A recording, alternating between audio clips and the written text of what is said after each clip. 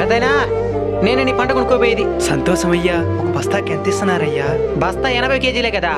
1200 తీసుకో. 1200 పెట్టుబడి కూడా రాదయ్యా. నాకు కూడా రాదు పెట్టుబడి. మార్కెట్లో రేట్లే లేవు. అసలు దీన్ని కొనుక్కుని ఏం చేసుకోవాలో నాకే తెలియా. మీరు నష్టపోతారనుకుంటున్నాను నేను. ఇచ్చేడుకుంటే లేదంటే నీ ధాన్యం ఇక్కడే ఉంటుంది. మిగతా వాళ్ళందరితో తీసుకుని పోతా ఉంటా. అయ్యా అంత పని చేయొద్దండి అయ్యా. ఇస్తాను తీసుకోండి. ఈ టైంలో ఎవరు ఫోనా? ఈడే ఇప్పుడు చేస్తున్నాడు. అన్నా రైతుల దగ్గర ధాన్యం కొనేవా?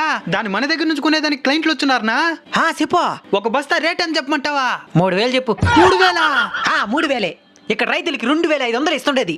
ఆ మాత్రం లాభం కూడా లేకపోతే ఇంకెట్టా? 3000 చెప్పు. సరే అన్నా. మంచికి కాలమే ఉండేదిలే. ఇనేనవా? సరే వాళ్ళ బస్తాలను ఒక రేటుకి తీసుకున్నా, మీరు ఎక్కువ రేటుకి తీసుకుంటాను. కానీ ఒక బస్తాకి ఎంత ఇస్తావో? వాళ్ళందరికి 1200 కదా. నువ్వు 1205